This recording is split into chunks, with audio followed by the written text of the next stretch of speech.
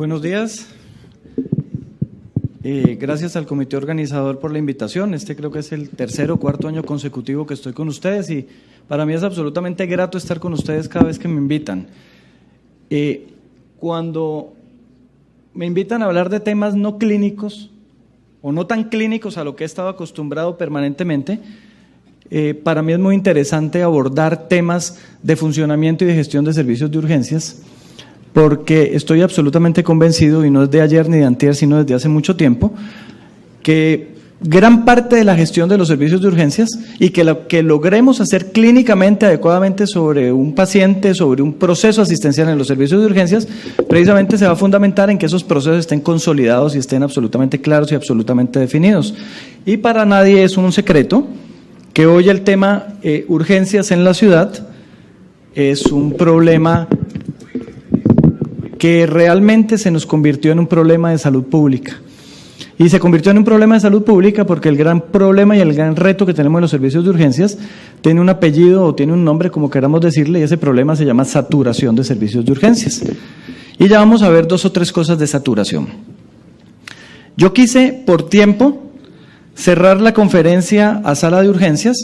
Vamos a mencionar algunas 3 o 4 cosas de atención prehospitalaria, pero la quise cerrar a servicios de urgencias porque son dos áreas muy interconectadas. No quiero decir que no voy a decir y a mencionar nada de atención prehospitalaria, pero voy a fundamentarme en lo que está pasando en los servicios de urgencias para que entendamos qué es lo que está pasando.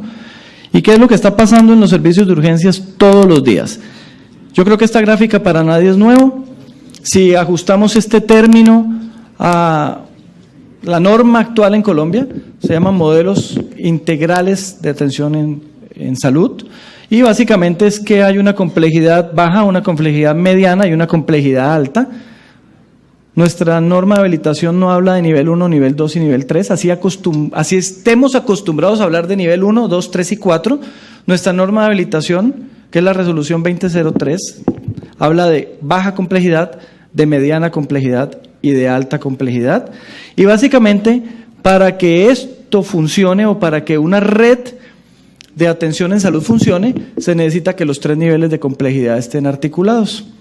Y para que esos 3 niveles de complejidad estén articulados, se necesitan procesos comunes, se necesitan intervenciones estatales y se necesitan una cantidad de cosas, porque si no, el fenómeno que se puede seguir presentando, no quiero decir que se esté presentando, que se puede seguir presentando, es una atención primaria en salud pobre en el sentido de unos programas de promoción y prevención en salud deficientes, sin capacidad resolutiva, sin los seguimientos apropiados, y por obvias razones, si hay unos programas de atención en salud, de atención primaria en salud deficientes, las patologías crónicas no transmisibles o las enfermedades crónicas no transmisibles van a generar episodios de descompensación o de exacerbación en el transcurso de esa enfermedad.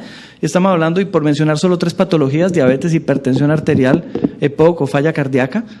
Entonces, son pacientes que se van a descompensar, pudiendo estar compensados con un adecuado nivel de atención en el nivel básico de atención o en la baja complejidad, y van a necesitar atención por los servicios de urgencias. Y si no hay una confianza en esa atención primaria en salud o en la baja complejidad, o no hay una capacidad resolutiva suficiente en esa baja complejidad, los pacientes van a querer acceder a los servicios o al sistema de salud siempre a través de los servicios de urgencias de mediana y alta complejidad, y eso tiene un fenómeno y un efecto neto que se llama saturación de servicios de urgencias. Empezando a hablar y tratándonos de meter más en el tema servicios de urgencias, hoy la gran mayoría de los pacientes en nuestro sistema de salud, no estoy queriendo decir que todos, y eso está demostrado, eso está definido, la gran mayoría de pacientes están tratando de buscar acceso al sistema de salud a través de los servicios de urgencias. Y la razón es que no hay una capacidad resolutiva, y no estamos hablando de capacidad resolutiva médica, estamos hablando de una capacidad resolutiva que puede ser multifactorial, y esa capacidad resolutiva depende y tiene que ver con temas administrativos, temas de pagos, que no nos vamos a poner a hablar de eso aquí porque no es el tema, pero el acceso a los servicios de salud está generándose a través de servicios de urgencias. Si ese acceso supera, o más bien, la demanda supera la oferta, empiezan a haber problemas de oportunidad, no cabe la menor duda, problemas de calidad, y obviamente todo esto termina afectando la capacidad resolutiva que se pueda tener sobre un paciente. Entonces, por más que hoy no, el 24 de diciembre de 2015, Sale la famosa nueva norma de triaje y la gente pensó que había que empezar a hablar de triaje porque el 24 de diciembre de 2015 el ministro firmó una nueva resolución de triaje en donde a usted le están diciendo, si usted clasifica un paciente como triaje 2 en cualquier nivel de complejidad, en un servicio de urgencias de cualquier nivel de complejidad, ese paciente debe estar atendido antes de 20 minutos. Y la resolución habla de 30 minutos. Pues veamos y pongámonos la mano en el corazón, ¿qué servicio de urgencia soy? ¿De mediana, de baja o de alta complejidad? Atiende un paciente triaje 2 con oportunidad antes de 30 minutos. Y cuando estamos hablando de atención del paciente, no estamos hablando de que empecé a hacerle la historia clínica al paciente, que empecé a examinar el paciente. Estamos hablando que cuando se habla de 30 minutos, el paciente ya tiene que tener una conducta definida, unas órdenes terapéuticas definidas y alguien debe estar actuando sobre el paciente desde el punto de vista médico y desde el punto de vista de enfermería. Entonces, o imágenes diagnósticas o lo que el paciente necesite. Entonces hay un gravísimo problema de acceso a servicios de salud y entonces empiezan a aparecer publicaciones de prensa como que se van a cuestionar los servicios de urgencias. Esto lo sabemos desde hace más de 20, bueno, no seamos exagerados, desde hace más de 10 años. Esto no es nuevo y se utilizan términos que sí, que la prensa los pone así y yo invito a que utilicemos temas, conceptos más ajustados y conceptos reales, porque es que un servicio de urgencias no se colapsa. Cuando un servicio de urgencias se colapsa es porque la estructura física del hospital se aplastó y aplastó el servicio de urgencias. Tampoco es que los servicios están congestionados, no, el término que tenemos que utilizar y tenemos que seguir utilizando es saturación de servicios de urgencias. Eso hay cómo llevarlo a un indicador, eso hay cómo llevarlo a números. Ese es un tema que el mundo viene hablando desde hace muchísimos tiempos, hay cómo objetivizarlo y hoy nuestros servicios de urgencias de baja, de mediana y alta complejidad están saturados. ¿Y cuál es el problema en la saturación? ¿Y por qué la saturación se considera un problema gravísimo de salud pública? Porque cuando usted define que su servicio de urgencia está saturado, es porque no existe el tiempo necesario para atender las necesidades de un siguiente paciente que solicita atención médica. Y no estamos hablando de un siguiente paciente gravemente enfermo. Obviamente esa perspectiva y esa situación es muchísimo más grave cuando este paciente es vital y es un paciente gravemente enfermo. Ese es el punto en donde un servicio de urgencia está saturado. Entonces, la saturación ha llevado a que pensemos ¿qué está pasando en nuestros servicios de urgencias? Y ahí aparece el concepto, ¿cómo vamos a evaluar los servicios de urgencias? Entonces yo aquí no me voy a poner a hablar de indicadores, de fichas epidemiológicas de indicadores, pero sí quería mostrarles que hay muchas herramientas en el mundo. Esta es una de las herramientas que desde la universidad estamos compartiendo con una gente de Chile. No quiero decir que la estrategia o la implementación LEAN es la única estrategia, inclusive la estrategia y la implementación LEAN es una implementación que viene de la industria automotriz. Esta implementación fue generada por los japoneses después de la Segunda Guerra Mundial, en la posguerra, en la fábrica Toyota, y con el transcurso del tiempo, esta estrategia de implementación de mapas de procesos se extrapoló y se llevó a muchos procesos diferentes a la industria automotriz. Y en los últimos 15 años, esos procesos han sido ajustados a procesos de atención en salud en general y han sido ajustados a procesos de atención en urgencias. Yo no estoy queriendo decir que sea la única estrategia, hay muchísimas, pero es una estrategia que es coherente y coherente porque juega con tiempos muertos, juega con costo-efectividad, juega con necesidades del paciente y sobre todo juega con una cosa que es fundamental en salud y quiero insistir en eso, que es agregar valor. Agregarle valor al paciente, pero también agregarle valor al proceso. Entonces, en ese sentido, cuando usted tiene que evaluar algo, o va a evaluar algo, tiene que saber sobre qué lo va a evaluar. Porque usted, ¿cómo va a evaluar un proceso de clasificación de clasificación de paciente en un servicio de urgencias si no tiene un proceso de clasificación establecido? Y cuando hablo de proceso de clasificación establecido, no estoy hablando de la resolución 5596, no, estoy hablando del quehacer del médico o de la enfermera haciendo triaje y clasificación de pacientes. ¿Cómo lo hacen? ¿Por qué lo hacen? ¿Qué paciente debe ser vital? O sea, triaje 1, ¿qué es triaje 2? Entonces, si eso no está establecido, no podemos evaluar algo que no hemos establecido a través de un proceso.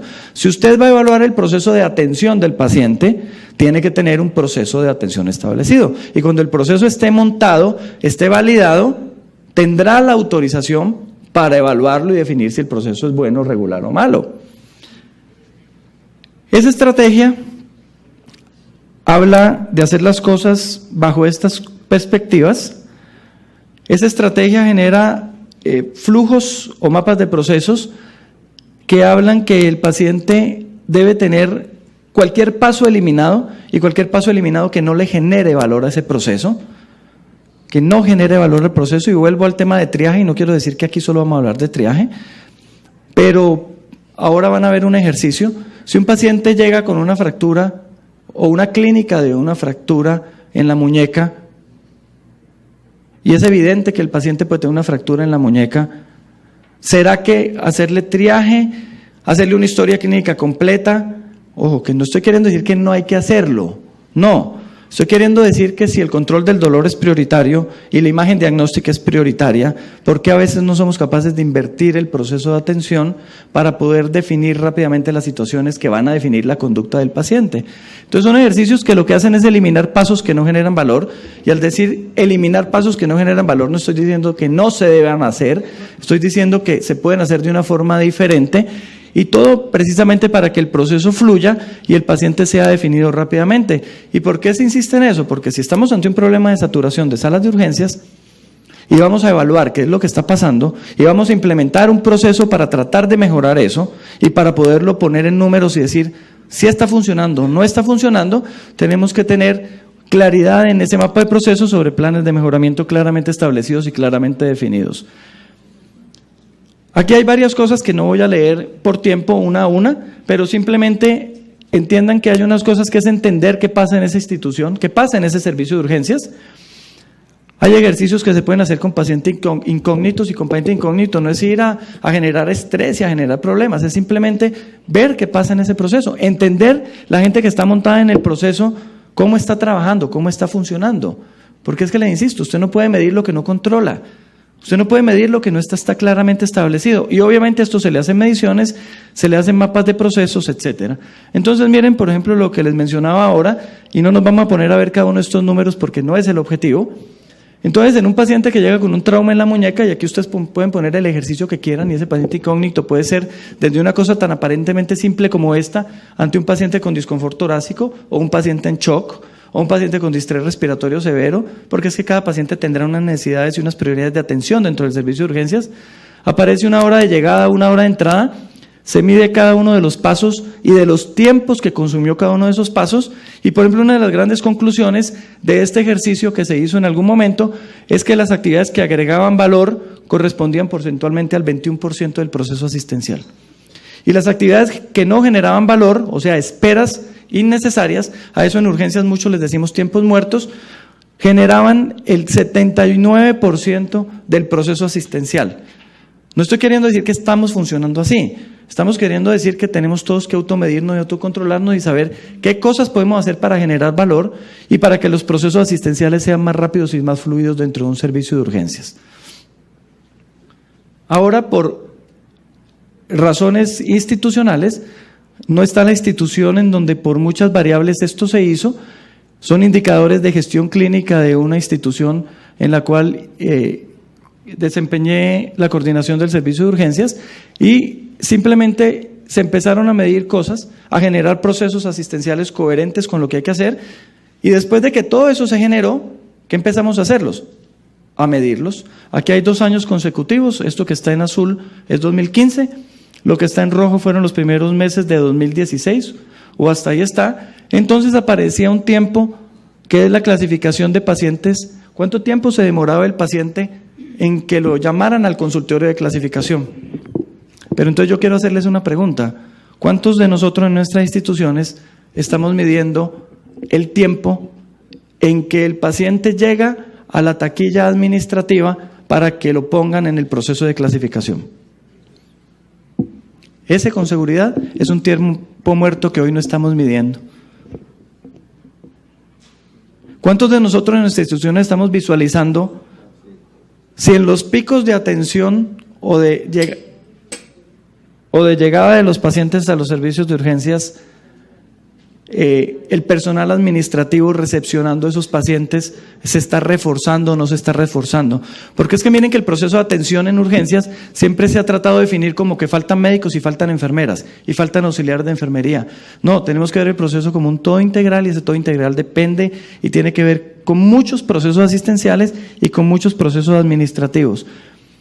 Entonces, si ustedes ven esta tendencia, con un tiempo muerto que no estaba definido, porque no se está definiendo, y en muchas instituciones aún no lo podemos definir, que es el tiempo de llegada del paciente a solicitar la atención por urgencias, porque el tiempo que realmente se empieza a medir es el tiempo después de que solicitó la atención por urgencias y el tiempo en que nos demoramos en llamarlo a triaje. Es un tiempo que en esta institución tiene una tendencia que estaba variando en 28 o 29 minutos y que con algunas modificaciones empezó a acercarse no al tiempo ideal, porque el tiempo ideal es que ese paciente debe estar clasificado antes de 5 minutos, pero por lo menos empezó a acercarse.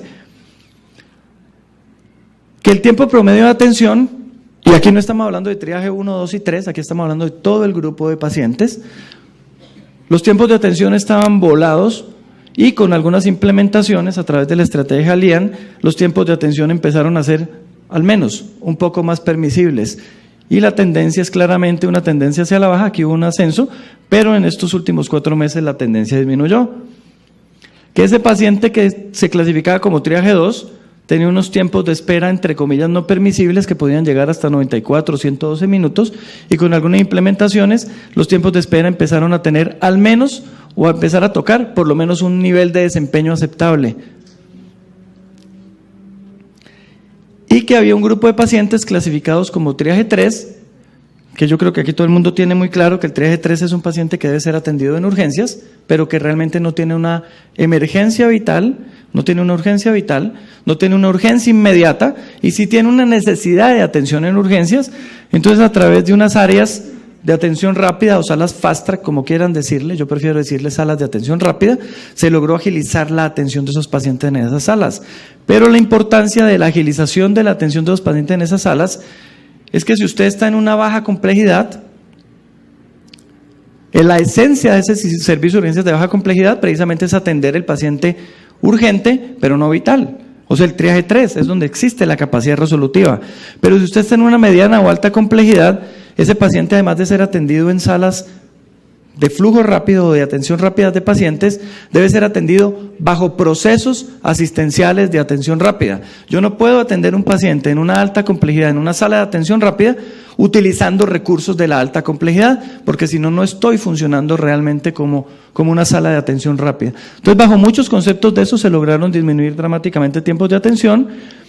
Y todo eso está relacionado a que los tiempos de observación en el servicio de urgencias empezó a tener una disminución importante. ¿Por qué? Porque aparece capacidad resolutiva, porque el paciente es definido más rápidamente, con seguridad y con calidad. No estamos diciendo que hay que sacar a los pacientes de los servicios de urgencias, simplemente le estoy diciendo que cómo medirlo, y esta medición no es solo numérica, esta medición está parada y tiene que estar parada en que el proceso asistencial haya sido apropiado, que haya sido pertinente, y no estoy hablando de pertinencia de auditoría, estoy hablando de pertinencia clínica, porque lo uno va conectado a lo otro. Si hay pertinencia clínica, va a haber pertinencia de auditoría. Yo no soy auditor, pero tiene que haber pertinencia administrativa, si hay pertinencia clínica.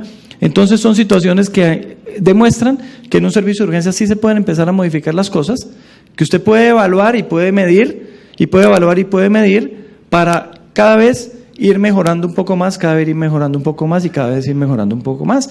Y esto es de buscar soluciones, esto no es de seguir criticando y de seguirnos quejando que es que estos servicios de urgencias no les cabe una persona más. No, tenemos que autoevaluarnos y pensar qué estamos haciendo bien. Yo no menciono qué estamos haciendo mal, porque estoy seguro que ningún médico o ninguna médica actúa mal. No, de eso estoy convencido. Simplemente es no qué está mal, no, qué puede estar mejor. Y si lo que está bien, podría estar mejor. Les aseguro que probablemente sí. Y hay un fenómeno que ocurre en esta institución, o ocurría en esta institución y sigue ocurriendo en esta institución, que obviamente el fenómeno de saturación de toda la red de los servicios de urgencias de la ciudad no es un problema de red de urgencias de la ciudad, es un problema de red hospitalaria de la ciudad en donde está inmerso el servicio de urgencias. Y cuando usted tiene su servicio de urgencias saturado, y si usted está en la baja complejidad, tenga la certeza que usted está saturado, porque los pacientes que están intentando remitir no se los están recibiendo en ninguna parte, a través de referencia y contrarreferencia. Y si usted está en una mediana y alta complejidad, tenga la certeza que si usted está saturado en su servicio de urgencias, es porque su hospital o su clínica no está teniendo camas en hospitalización. O sea, este no es un fenómeno aislado, ni de los servicios de urgencias, ni de hospitalización. Es un fenómeno de los servicios de urgencias y de hospitalización de toda la red de atención en salud de nuestra querida ciudad. Entonces no lo podemos ver como fenómeno aislado.